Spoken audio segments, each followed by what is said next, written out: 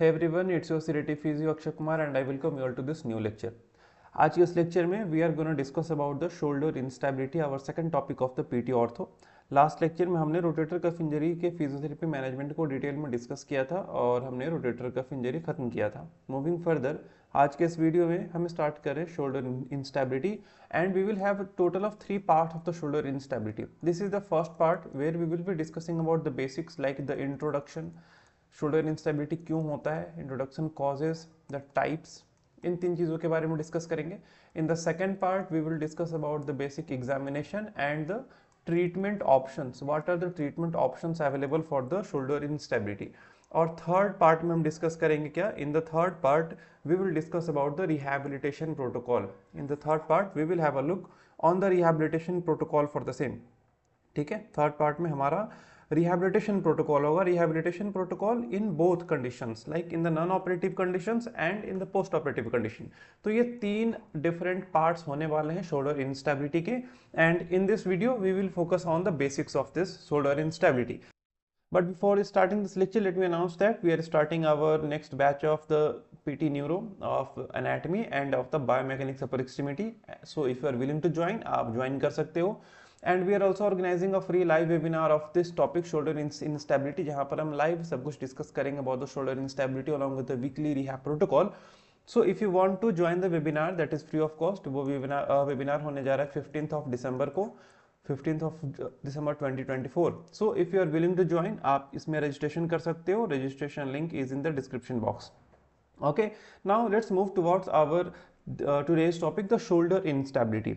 अब shoulder joint के बारे में अगर हम बात कर रहे हैं तो आपने शोल्डर ज्वाइंट के बायोमैकेनिक्स में भी पढ़ा होगा that shoulder joint is a ball and socket joint but still it is very unstable. Unstable होने का कारण क्या है? कारण यह है कि हमारे इस शोल्डर ज्वाइंट में बेसिकली ज्वाइंट में जो कन्ग्रुएंसी है, ज्वाइंट कन्ग्रुएंसी बहुत कम है because of the less joint congruency. What is joint congruency? आप सब जानते होंगे ज्वाइंट कन्ग्रुएंसी क्या है, but still joint congruency is nothing but the amount of articular surfaces that are in contact with each other. जैसे हमारा ये glenoid fossa है और हमारा ये क्या है, this is the head of humerus. ये दोनों आपस में कितना कांटेक्ट में है, that is basically the joint congruency, हम कह सकते हैं इसे ऐसा। तो इस कंडीशन में in the glenohumeral articulation joint congruency काफी कम है, that makes the glenohumeral joint very unstable. ठीक है, पर इसे स्टेबलाइज करने के लिए हमारे पास बहुत सारे स्ट्रक्चर्स प्रेजेंट होते हैं। कुछ जैसे हमारे पास स्टैटिक स्टेबलाइजर्स हैं, डायनामिक स्टेबलाइजर्स हैं और लिगामेंट्स हैं। ये 3 एक साथ मिलकर हमारे पूरे के पूरे ग्लिनोह्यूमरल आर्टिकुलेशन को, ग्लिनोह्यूमरल ज्वाइंट को स्टेबलाइज करते हैं। Static stabilisers include the passive muscle tension, it includes the passive muscle tension basically. यहाँ पर स्टैटिक स्टेबलाइजर का मतलब क्या हुआ, जब हमारा जो शोल्डर ज्वाइंट है, हमारे ग्लिनोह्यूमरल आर्टिकुलेशन है, वो जब स्टैटिक कंडीशन में, वो जब रेस्टिंग स्टेज में है, तब भी तो वहाँ पे हमें चाहिए ना स्टेबलाइजेशन। तो उस स्टेबलाइजेशन के लिए हमारे मसल का पैसिव जो टेंशन है, हमारा मस्कुलर टेंशन है, that muscular tension is basically responsible for the stabilisation of the glenohumeral joint in the static state. ठीक है, वहीं अगर हम डायनेमिक स्टेबलाइजर्स की तरफ बढ़ें तो डायनेमिक स्टेबलाइजर्स में हमारा रोटेटर कफ मसल काफी तगड़ा रोल प्ले करता है for the dynamic stabilisation. Apart from the rotator cuff muscle के अलावा और भी कुछ मसल्स हैं, जैसे डेल्टॉइड है हमारा, वी हैव द डेल्टॉइड के बाद हमारे पास एक और मसल है दैट इज द बाइसेप्स। ठीक है, तो ये सारे के सारे जो मसल्स हैं, 4 तो हमारे रोटेटर कफ के मसल हुए, एक डेल्टॉइड और इधर हमारा biceps.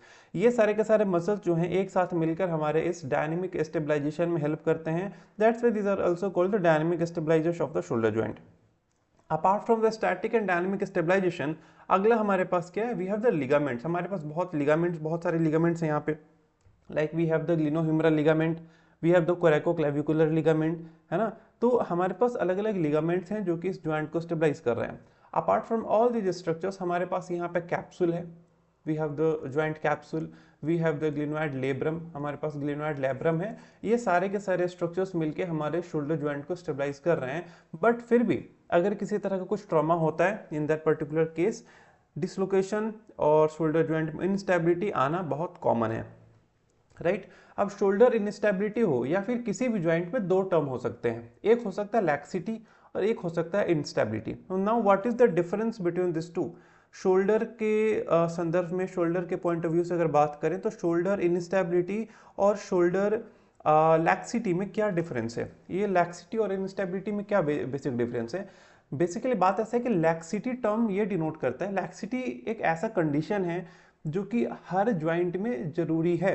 Laxity is needed in all the joints, not in only in the shoulder joint, it is needed in all the joints to go through a functional arc, to go for a movement। अगर laxity नहीं रहेगा किसी joint में तो उस joint में movement नहीं होगा, है ना। इसलिए laxity is needed in all the joints, but in case if the laxity increases, अगर लैक्सिटी जितना नीड है उस नीड से ज़्यादा बढ़ जाता है, then it cause instability. In other words we can also say that instability is the symptomatic laxity. It means क्या, लैक्सिटी तो चाहिए था बट किसी कारण से लैक्सिटी इंक्रीज हो गया जिसके कारण कुछ सिम्टम्स दिख रहे हैं इनस्टेबिलिटी के, that is basically symptomatic laxity. तो सिम्टोमैटिक लैक्सिटी को हम दूसरे टर्म में इंस्टेबिलिटी भी कह सकते हैं, है ना। Now the shoulder remains unstable in certain position and laxity is increased in that direction. बात वही हुई, फॉर एग्जाम्पल शोल्डर में हमारा, मान लो आप anterior aspect of the shoulder joint, anterior aspect of the glenohumeral joint में लैक्सिटी इंक्रीज हो गया है, लैक्सिटी जितना चाहिए था लैक्सिटी बढ़ा हुआ है, तो उस कंडीशन में क्या होगा, there will be instability towards the anterior aspect of the glenohumeral articulation, and उसके कारण जो हमें सिम्टम्स दिखेंगे, जो अनस्टेबिलिटी हमें दिखेगा वो एंटीरियर डायरेक्शन में दिखेगा। तो बात यही है, जिस भी डायरेक्शन में लैक्सिटी इंक्रीज होगा उसी डायरेक्शन में हमें इंस्टेबिलिटी फील होगा, उसी डायरेक्शन में हमें सारे के सारे सिम्टम्स दिखेंगे, है ना। इसके बाद बात करें इंस्टेबिलिटी के टाइप्स के, तो we have a total of 3 types. We have first is the micro instability, second one is the subluxation, third one is the dislocation। These types are on the basis of severity। ये हमारे severity पर based types हैं। Micro instability is the least severe, it is the mildest form of the instability। Subluxation is moderate and dislocation is the severe most condition of the instability of the shoulder। Okay, micro instability क्या होता है, micro instability is just the pathologic motion of the humeral head in multiple direction due to capsular laxity. यहाँ पर main reason क्या है, capsular laxity. यहाँ पे जो भी स्ट्रक्चर्स है हमारे पास, स्टैटिक स्टेबलाइजर्स हैं, डायनेमिक स्टेबलाइजर्स हैं, लिगामेंट्स हैं, ये सारे के सारे बिल्कुल परफेक्ट है। तो इशू कहाँ है, इशू है हमारे कैप्सूल में, कैप्सूल का लैक्सिटी इंक्रीज हुआ है, बट ये जो कंडीशन है माइक्रो इंस्टेबिलिटी, ये काफ़ी बार एसिम्टोमेटिक हमें दिखता है, ये काफ़ी बार एसिम्टोमेटिक दिखता है। माइक्रो इंस्टेबिलिटी बहुत बार स्पोर्ट्स पर्सन, ऐसे एथलीट्स जिनमें ओवरहैंड थ्रोइंग एक्टिविटीज ज़्यादा है, उन कंडीशंस में ये हमें खासकर दिखता है। सो this is the micro instability, this is mildest form and it is mostly asymptomatic. But कहानी थोड़ा कॉम्प्लिकेट होना शुरू होता है सबलक्सेशन से। Subluxation is what, it is the translation of the humeral head beyond the physiological limit. Physiological limit क्या होता है, हम पढ़ते हैं that is the range of motion, हम रेंज ऑफ मोशन पढ़ते हैं that in the shoulder joint, in the glenohumeral joint हमारे फ्लेक्शन का रेंज ऑफ मोशन होता है 180 डिग्रीज, राइट, होता है ना, 180 डिग्रीज होता है। तो ये हमारा एक लिमिट है, this is the physiological limit that our glenohumeral articulation in our glenohumeral joint, the flexion is limited up to 180 degrees, it cannot go beyond 180 degrees। but कभी कभी किसी कारण से जो हमारे स्टेबलाइजिंग स्ट्रक्चर्स हैं उनके वीकनेस हो, उनके पैरालिसिस हो, उनके इंजरी हो, किसी भी एक्सवाइजेड कारण से जो फिजियोलॉजिकल लिमिट है उस फिजियोलॉजिकल लिमिट के बियॉन्ड अगर हमारा ये मूवमेंट चला जाता है, that is basically what, that is basically the subluxation. यानी कि हमारा ह्यूमरल हेड यहाँ पर with respect to the shoulder joint, हमारा ह्यूमरल हेड जो है इस ग्लिनोइड फोसा से, ग्लिनोइड फोसा में मूवमेंट हो रहा है और जो फिजियोलॉजिकल लिमिट है उस लिमिट से आगे की तरफ इंक्रीज करेगा, ये फिजियोलॉजिकल लिमिट क्रॉस कर जाएगा, that is what we call subluxation. Subluxation में बेसिकली होता क्या है कि जो आर्टिकुलर सर्फेसेस हैं, the glenoid fossa and the head of humerus, इन दोनों में कांटेक्ट मेंटेन्ड रहता है, इन दोनों में कांटेक्ट लॉस नहीं होता है, ठीक है। सबलक्सेशन में इसे हम माइल्ड डिसलोकेशन भी कहते हैं, सबलक्सेशन, ठीक है। In this condition basically the contact between the glenoid fossa and the humeral head retains, contact retain रहता है इसमें, बट यहाँ पे थोड़ा ट्रांसलेशन हो जाता है beyond the physiological limit because of the weakness. But अगर सबलक्सेशन को हम ट्रीट ना करें या सबलक्सेशन को हम केयर ना करें और सबलक्सेशन में हम बार बार मूवमेंट कर रहे हैं, it can lead to dislocation. Subluxation से डिसलोकेशन होने में काफ़ी समय नहीं लगता अगर हम केयर ना करें, अगर हम ध्यान ना रखें तो, ठीक है। चलिए, तो अब डिसलोकेशन पर आते हैं। तो डिसलोकेशन क्या है, dislocation is just the complete separation of the articular surface. Subluxation में जो आर्टिकुलर सर्फेसेस हैं वो कांटेक्ट में थे, but in the dislocation the articular surfaces are completely separated. यहाँ पर जो आर्टिकुलर सरफेस है वो कंप्लीटली एक दूसरे से सेपरेट हो चुके हुए हैं, और it is the most severe condition. ये बहुत सीवियर कंडीशन है। समटाइम्स डिसलोकेशन के कारण कुछ नर्व्स, कुछ वहाँ के जो हमारे सॉफ्ट टिश्यूज़ हैं उनमें इंजरी होना दिख सकता है हमें, नर्व्स में, आर्टरीज में कुछ इंजरीज हो सकते हैं। So this are the 3 types of instability. अब डिसलोकेशन को हम फर्दर अगर स्टडी करेंगे तो हमारे पास 4 तरह के डिसलोकेशन होते हैं। मेनली 3 तरह के होते हैं। First is the anterior dislocation, second one is the posterior dislocation, third one is the inferior dislocation. ठीक है, ये 3 तरह के डिसलोकेशन होते हैं, और एक चौथा कहीं कहीं आपको मिलेगा, that is the multi directional instability. ठीक है, this is the fourth one, multi directional instability, ये एक चौथा दिखेगा, है ना। तो चलते हैं towards the types of dislocation, starting with the anterior dislocation. Anterior dislocation में क्या हो रहा है, it is the most common type of condition. Shoulder joint में जितने भी डिसलोकेशन होते हैं, among all the dislocation, anterior dislocation is the most common. It is most common type of dislocation. In more than 90% of the cases we will see anterior dislocation. Posterior और inferior के comparison में anterior dislocation काफ़ी ज़्यादा दिखता है आपको। ठीक है, due to any trauma in abduction plus external rotation position। आप इस बात को समझो, जैसे आप ये लेक्चर देख रहे हो, देखते देखते इस पोजीशन को अटेंड करो, आप गो फॉर 90 डिग्री ऑफ एबडक्शन। ठीक है, 90 डिग्री ऑफ एबडक्शन में जाकर एक्सटर्नल रोटेशन करो। आप जब भी एक्सटर्नल रोटेशन करोगे इन 90 degrees of abduction, you will feel strain on the anterior aspect of the shoulder joint. आपको आपके शोल्डर ज्वाइंट के एंटीरियर एस्पेक्ट में काफ़ी ज़्यादा टाइटनेस फील होगा, काफ़ी ज़्यादा स्ट्रेच फील होगा। ठीक है, that is basically one of the most complicated position. अगर इस पोजीशन में कोई हिट होता है हमारे शोल्डर ज्वाइंट पे, तो चांसेस रहते हैं कि एंटीरियर साइड में जहाँ पर टाइटनेस फील हो रहा होगा आपको, उस साइड में वहाँ पे डिसलोकेट कर जाए, हमारे जो ह्यूमरल हेड है उधर एंटीरियर ट्रांसलेट हो जाए। That is what we call the anterior dislocation, है ना। कभी कभी यहाँ पे क्या होता है कि एंटीरियर डिसलोकेशन के साथ साथ हमारा जो ग्लिनोइड फोसा का लेब्रम है, जैसे this is the glenoid, basically ये हमारा ग्लिनोइड है, और ग्लिनोइड के रिम पे ही हमारा क्या था, हमारा लेब्रम होता है यहाँ पे, दिस इज द लेब्रम, है ना, अंदर वाला सर्कल इज द लेब्रम। तो कभी कभी क्या होता है, जैसे ही हमारा एंटीरियर डिसलोकेशन होगा, उस एंटीरियर डिसलोकेशन के साथ ये लेब्रम का कुछ पार्ट भी टियर हो जाता है ना। फॉर एग्जाम्पल, ओके, इसे आप इरेज करो। For example this is the glenoid, ये स्काई ब्लू कलर में ग्लिनोइड हमारा है, and in the green colour we have the labrum, बिल्कुल मार्जिन पे होता है लेब्रम, है ना। तो जैसे ही हमारा शोल्डर ज्वाइंट में हमारा ह्यूमरल हेड ट्रांसलेट करेगा उस कंडीशन में हमारा labrum, in sometimes labrum of the glenoid fossa also gets teared. Labrum tear होता है, कहाँ से टियर होता है, तो एंटेरो इंफीरियर, ये एंटेरो एंड इंफीरियर बिल्कुल इस रीजन से कहीं ये टियर हो जाएगा साथ में। जैसे ही हमारा ह्यूमरल हेड ट्रांसलेट करेगा, वो इस ग्लिनोइड लेब्रम के कुछ पार्ट को साथ में लेकर निकल जाएगा। तो इस कंडीशन को कहते हैं Bankart lesion, this is called Bankart lesion. अब इसमें और कॉम्प्लिकेशन हो सकता है, क्या कॉम्प्लिकेशन हो सकता है, अब ये लेब्रम तो है हमारे इस ग्लिनोइड फोसा के मार्जिन पे ही ना, ग्लिनोइड बोन पे ही है हमारे ये लेब्रम अटैच। इन सम केसेस नाउ, अब कुछ केसेस में क्या होगा, कुछ केसेस में ये जैसे ही हमारा डिसलोकेशन होगा, तो डिसलोकेशन के साथ लेब्रम और हमारे ग्लिनोइड फोसा के बोन का कुछ पार्ट भी साथ में लेकर डिसलोकेट कर जाएगा हमारा ह्यूमरल हेड। यहाँ that is called the bony Bankart lesion. इसे हम बोनी बैंकार्ट लीजन कहते हैं। क्यों? क्योंकि यहाँ पे बोन का भी इन्वॉल्वमेंट है, क्योंकि यहाँ पे जो ग्लिनोइड रिम है, ग्लिनोइड रिम भी यहाँ पे dislocate, sorry not dislocate, glenoid rim भी यहाँ पर फ्रैक्चर होकर साथ में घिसक जा रहा है। That's what we call the bony Bankart lesion. अब अगर एंटीरियर डिसलोकेशन का केस है तो हम हमेशा सस्पेक्ट करेंगे बैंकार्ट लीजन को, जब तक ये हम वेरीफाई न कर लें, है ना। अगर कोई एंटीरियर डिसलोकेशन का केस आता है तो we will always suspect the Bankart lesion until we verify the same, है ना। अगर वेरिफिकेशन के बाद, अगर रेडियोलॉजिकल इवैल्यूएशंस के बाद हमें ये लगता है कि वहाँ पर टियर नहीं है लेब्रम का, तब हम कहेंगे कि it is just the anterior dislocation, but we will always suspect for the Bankart lesion in the anterior dislocation.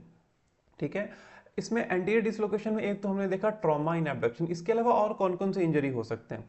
For example if there is the suprascapularis tear, suprascapularis muscle में tear होता है, in that particular condition हमारा जो anterior dislocation है वो दिख सकता है। Next is the anterior glenohumeral ligament, we have different glenohumeral ligament, उसमें से एक है एंटीरियर।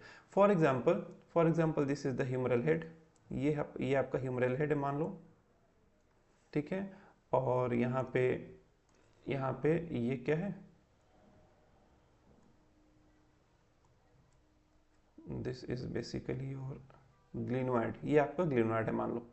तो यहाँ पे होता क्या है, यहाँ पे हमारे पास है ग्लिनोह्यूमरल लिगामेंट है, anterior glenohumeral ligament, this is the anterior aspect basically, आप मान लो ऐसा, ये एंटीरियर एस्पेक्ट है। तो एक लिगामेंट होता है जो कि हमारे यहाँ पर एंटीरियर एस्पेक्ट में कुछ इस तरह प्रेजेंट होता है ना। अब ये एंटीरियर एस्पेक्ट में प्रेजेंट है तो ये क्या करेगा, इस हमारे ग्लिनोइड फोसा से ह्यूमरस को एंटीरियर डिसलोकेट होने से बचाएगा, ये एंटीरियर ग्लिनोह्यूमरल लिगामेंट। ये एंटीरियर ग्लिनोह्यूमरल लिगामेंट क्या करेगा, एंटीरियर डिस्प्लेसमेंट से रोकेगा ह्यूमरस के हेड को। अगर इसमें कोई इंजरी हो गया, अगर इसमें किसी तरह का कोई इंजरी हो गया, ठीक है, इसमें कोई इंजरी हो गया है तो क्या होगा, तो there is no structure then to prevent the anterior translation, और उस कंडीशन में we can see this anterior dislocation, right. Next is the slap injury. Slap injury क्या होता है, स्लैप इंजरी जैसे shoulder labrum anterior to posterior, ठीक है, ये इसमें भी बेसिकली हमारे लेब्रम का भी टियर होता है। If there is labrum tear, अगर लेब्रम में इंजरी होता है उस कंडीशन में we can see the anterior dislocation and the rotator interval capsule tear. If you know the biomechanics of the shoulder joint, आपको रोटेटर इंटरवल कैप्सूल का role बहुत अच्छे से पता होगा। अगर आपको ये नहीं पता है, just go and study biomechanics first, ठीक है। Rotator interval capsule basically includes some ligaments and the tendon of some muscles. कौन से muscle, suprascapularis and supraspinatus and subscapularis muscle के टेंडन्स होते हैं और कुछ लिगामेंट्स होते हैं, वो यहाँ पर एक साथ एक स्ट्रक्चर बनाते हैं, that is called the rotator interval capsule, ठीक है। ये rotator interval capsule plays very important role, it plays major role in the shoulder stability, specially in the static condition. ये रोटेटर इंटरवल कैप्सूल का role static stabilisation में काफी ज्यादा है ना। So this is the rotator interval capsule. Rotator interval capsule में basically होता क्या है कि हमारे सुप्रास्पाइनेटस का एक फोर्स लगता है, एक हमारे बाकी के जो लिगामेंट्स वगैरह हैं उनका फोर्स लगता है, और इनका जो रिजल्टेंट फोर्स आता है, ये रिजल्टेंट फोर्स हमारे ह्यूमरल हेड को इस ग्लिनोइड फोसा में पकड़ के रखता है, उसे खींच कर रखता है। So if there is any type of injury in the rotator interval capsule, that is the condition, that condition particularly lead to the anterior type of dislocation, ठीक है। Not only anterior type, rotator interval capsule के injury के कारण we can see total overall shoulder instability, right. Next one is the posterior dislocation, it is less common as compare to the anterior one. Anterior से काफी ज्यादा common होता है हमारा posterior dislocation, ठीक है। अगर हम बात करें ना तो एंटीरियर हमारा सबसे कॉमन होता है, then posterior and then inferior. Posterior is very common, posterior and inferior both are very less common, sorry, ठीक है। About 2 to 10% of the cases हमें देखते हैं पोस्टीरियर डिसलोकेशन के, and it is due to the axial load applied on the adducted arm. Adducted arm पर कोई axial load apply हो, या फिर एडक्टेड आर्म प्लस फ्लेक्शन भी कर लो आप। फॉर एग्जाम्पल मैं जो बोल रहा हूँ आप करके देखो, just go for 90 degrees of flexion, ठीक है, in adducted arm go for 90 degrees of shoulder flexion, और उसके बाद आप उस कंडीशन में आपके आर्म पर कोई एक्सियल लोड लगता है, किसी भी तरह का कोई एक्सियल फोर्स लगता है in the posterior direction, it can cause the posterior dislocation. कुछ कॉमन एग्जांपल्स, जैसे हम बेंच प्रेस करते हैं, during the bench press, during the pushups के दौरान हमारे आर्म पर एक्सियल लोड लगता है इन द पोस्टीरियर डायरेक्शन, है ना। उन सब कंडीशंस में we can see the posterior dislocation, but it is not very common. It is associated with electrocution and seizure. Electrocution it means कि इलेक्ट्रिक शॉक अगर किसी को लगता है उस कंडीशन में, एंड सीजर जो हमारे सीजर के एपिसोड्स होते हैं, इस कंडीशन में हमें पोस्टीरियर डिसलोकेशन दिख सकता है। अब यहाँ पे पोस्टीरियर डिसलोकेशन में क्या होगा, जैसे हमने बात किया था एंटीरियर डिसलोकेशन में कि एंटेरो इंफीरियर लेब्रम का टियर हो रहा था। Sometimes in the posterior dislocation what happens that the humeral head tears the posterior labrum, ठीक है, यहाँ पर जो हमारा ह्यूमरल हेड है वो पोस्टीरियर लेब्रम को टीयर कर देता है साथ में जब डिसलोकेशन होता है तो, and that's called the reverse Bankart lesion. जब हमारा एंटीरियर लेब्रम टीयर हुआ था उसे हमने बोला था बैंकार्ट लीजन, और जब हमारा डिसलोकेशन के साथ साथ पोस्टीरियर जो लेब्रम है वो टीयर होगा उसे हम कहेंगे रिवर्स बैंकार्ट लीजन। ठीक है, कुछ और जो कारण है जिसके कारण हमें ये पोस्टीरियर डिसलोकेशन दिख सकता है वो है सुपीरियर ग्लिनोह्यूमरल लिगामेंट का injury. If there is any type of injury in the superior glenohumeral ligament it can cause posterior dislocation. Next, the posterior head of the inferior glenohumeral ligament. If you will study the inferior glenohumeral ligament, in the inferior glenohumeral ligament, we have different bands. हमारे पास different band होते हैं। हमारे पास posterior head होता है, anterior head होता है, हमारे पास axillary pouch होता है। ठीक है, तो जो हमारा posterior head of the inferior glenohumeral ligament है that basically helps in the protection of, that basically helps in the prevention of the posterior translation of this of the humeral head. In case अगर ये posterior head of the inferior glenohumeral ligament का कोई injury होता है, in that particular condition we can see the posterior type of dislocation, and at last if there is any injury in the coracohumeral ligament, coracohumeral ligament में भी कोई injury होता है उस कंडीशन में भी हम ये इंजरी देख सकते हैं। ठीक है, ओके नेक्स्ट मैंने ये इंफीरियर मिस कर दिया। Next is the inferior dislocation. Inferior dislocation के बारे में point, it is also very less common, it is also very less common, it is not so common, ये बहुत ही लेस कॉमन है ना। इसमें होता क्या है, जो बेसिकली एक्सिलरी पाउच है हमारे इंफीरियर ग्लिनोह्यूमरल लिगामेंट के axillary pouch in the on the axillary pouch, अगर axillary pouch of the inferior glenohumeral ligament of inferior glenohumeral ligament, इसे हम कॉम्प्लेक्स भी कहते हैं, inferior glenohumeral ligament complex भी कहते हैं, काफी जगह कॉम्प्लेक्स भी लिखते हैं। So if there is any type of injury in the axillary pouch of the inferior glenohumeral ligament, we can see the inferior type of dislocation, but it is very less common, ये बहुत कम common है। ठीक है, next is the multi directional instability. What is multi directional instability? It is not related with the traumatic injury, ये traumatic injury से related नहीं है, ये है कैप्सुलो लिगामेंटस लैक्सिटी से रिलेटेड। अगर कैप्सूल और लिगामेंट्स के लैक्सिटी इंक्रीज हो जाते हैं, है ना, इन all the direction, it can cause multi directional instability. उसमें हर एक डायरेक्शन, एंटीरियर, पोस्टीरियर, इंफीरियर, तीनों डायरेक्शन में we can see some level of instability, है ना। ये कैप्सुलर लिगामेंटस लैक्सिटी क्यों इंक्रीज होता है? दो कारण हैं।